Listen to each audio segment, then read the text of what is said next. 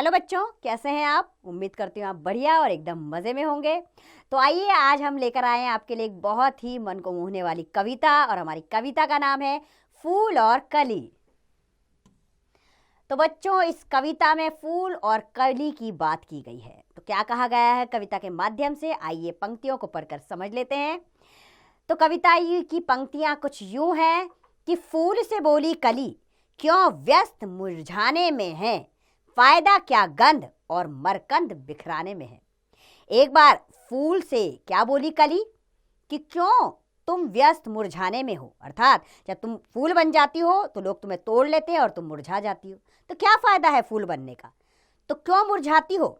क्या फायदा है गंध यानी कि सुगंध बिखराने में, क्या फायदा?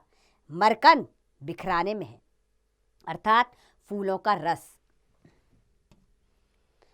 तू स्वयं को बांटता है जिस घड़ी से तू खिला, किंतु इस उपकार के बदले तुझको क्या मिला। कली ने फूल से कहा, तू तो स्वयं को बांटता है यानी कि अपनी सुगंध फैलाता है चारों तरफ, लोग तुम्हें तोड़ते हैं, ईश्वर के चरणों में डालते हैं, फूल मालाएं बनाते हैं, लेकिन इस उपकार के बदले में तुझे क्या मिला? मुरझाना। देख मुझको स्वयं मेरी खुशबू मुझी में बंद है, मेरी सुंदरता है अक्षय, अनछुआ मरकंद है।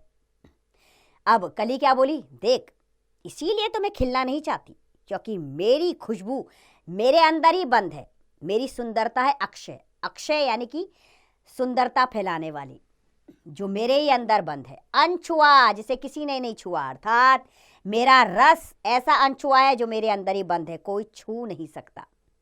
इसीलिए फूल बनने का क्या लाभ? मैं किसी लोलुप भ्रमर, लोलुप यानी लालच वाले, भंवरे, लोलुप भ्रमर के जाल में फंसती नहीं, मैं किसी को देखकर रोती नहीं, हंसती नहीं।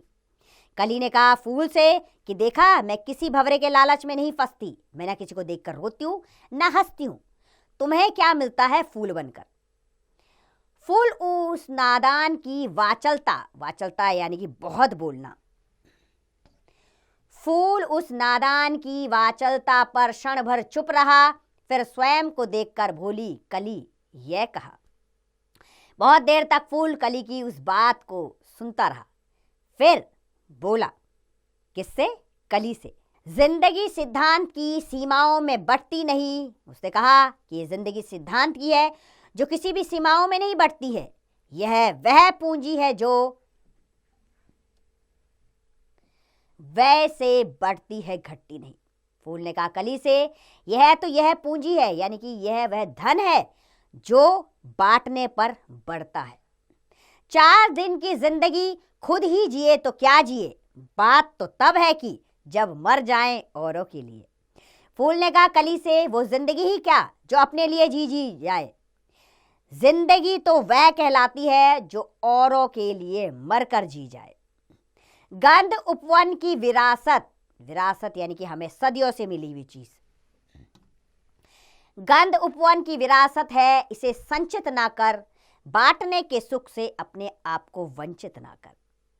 गंध, गंध यानी कि सुगंध फैलाना, ये तो हमें विरासत से मिला हुआ है, सदियों से सब यही करते आ रखे। इसे सींचो, बांटो, और बांटने में जो सुख है इससे अपने को दूर ना करो।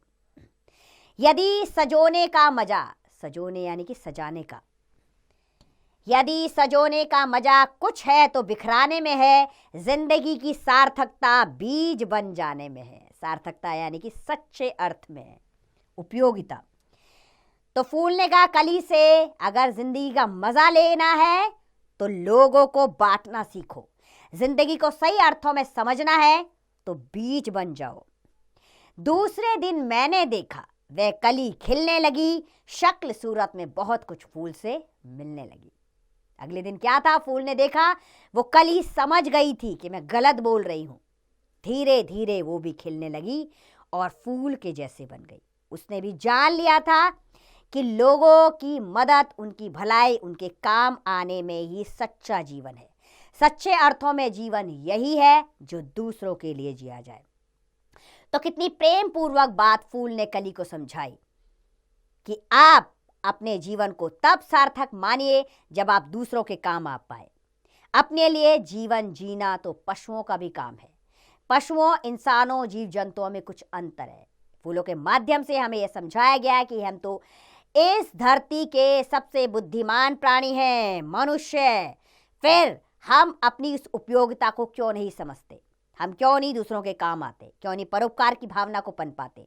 जब प्रकृति परोपकार की भावना से परिपूर्ण है तो फिर हमारे अंदर ये भावना कहाँ छुपी हुई है?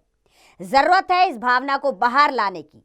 हर एक प्राणी के अंदर ये भावना है जिसे बाहर आनी चाहिए, तभी एक सफल देश, एक सफल विश्व का निर्माण संभव है।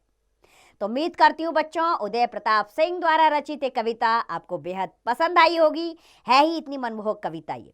आप इसका अभ्यास करें, स्वयं कीजिए।